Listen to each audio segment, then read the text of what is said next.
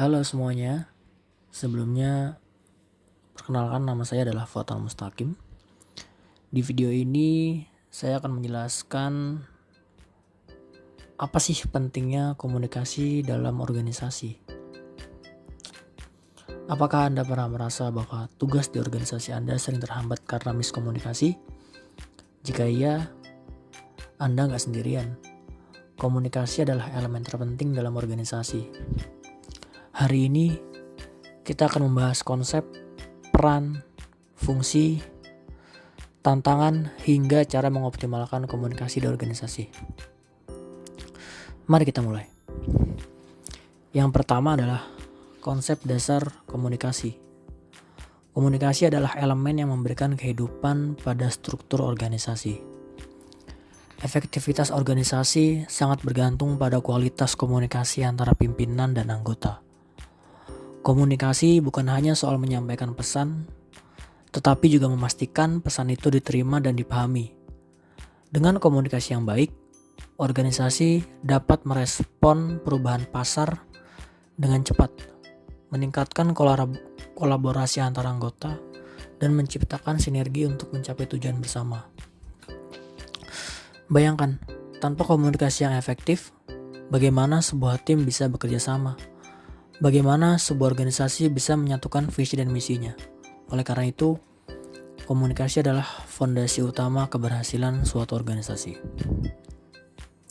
Berikutnya adalah peran komunikasi di era 4.0 saat ini. Kita hidup di era digital, atau sering juga disebut era 4.0 atau 4.0. Di era ini, komunikasi dalam organisasi berubah secara signifikan. Dari yang dulunya dilakukan secara langsung di kantor, kini sudah banyak yang menggunakan teknologi seperti email, aplikasi pesan, atau video conference. Meskipun teknologi mempermudah, tantangan baru juga muncul, seperti memastikan pesan tetap dipahami dengan jelas di dunia virtual dan menjaga hubungan antar anggota tetap kuat. Oleh karena itu, komunikasi di era ini bukan hanya soal berbagi informasi, tetapi juga soal adaptasi terhadap teknologi dan perubahan cara kerja. Berikutnya adalah fungsi utama komunikasi dalam organisasi. Ada beberapa fungsi utama komunikasi dalam organisasi yang perlu kita pahami. Yang pertama adalah komunikasi berfungsi sebagai alat penyebaran informasi, seperti kebijakan perusahaan atau instruksi kerja. Yang kedua adalah komunikasi digunakan untuk mengendalikan perilaku anggota organisasi melalui aturan atau standar kerja. Yang ketiga adalah komunikasi berfungsi untuk memotivasi karyawan, umpan balik, penghargaan, atau arahan yang jelas dapat mendorong mereka bekerja lebih baik. Yang keempat adalah komunikasi juga memungkinkan ekspresi emosional, di mana anggota dapat menyampaikan ide, perasaan, atau kekhawatiran mereka. Dan yang terakhir, komunikasi adalah alat koordinasi.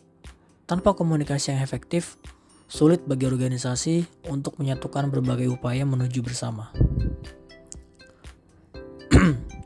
Selanjutnya adalah hambatan dalam komunikasi organisasi. Tentu saja, komunikasi tidak selalu berjalan lancar. Ada beberapa hambatan yang sering muncul. Contohnya hambatan teknologi.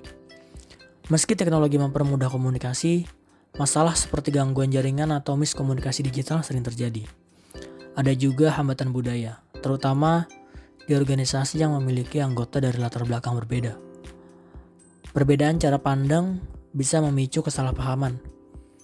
Hambatan lainnya adalah kurangnya keterampilan komunikasi, baik dalam menyampaikan pesan maupun mendengarkan.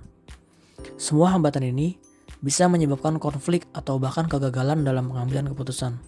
Untuk mengatasinya, organisasi perlu menciptakan budaya komunikasi terbuka, meningkatkan keterampilan interpersonal, dan menggunakan teknologi dengan bijak. Selanjutnya adalah hubungan komunikasi dengan keberhasilan organisasi. Komunikasi yang efektif adalah kunci keberhasilan organisasi. Dengan komunikasi yang baik, koordinasi antara anggota berjalan lancar, produktivitas meningkat, dan efisiensi tercapai. Sebaliknya, komunikasi yang buruk dapat menyebabkan konflik, misinformasi, bahkan kegagalan mencapai target. Oleh karena itu, pemimpin harus mampu menjalin komunikasi dua arah. Bukan hanya menyampaikan pesan, tetapi juga mendengarkan umpan balik dari timnya. Kesimpulannya adalah, komunikasi adalah pusat dari setiap organisasi. Kemampuan untuk berkomunikasi dengan baik akan menciptakan lingkungan kerja yang kondusif, meningkatkan produktivitas, dan menyatukan visi organisasi. Bagaimana dengan organisasi Anda? Sudahkah Anda memastikan komunikasi berjalan dengan optimal? Terima kasih sudah menonton video ini. Sekian dari Fuad Al Mustaqim. Terima kasih.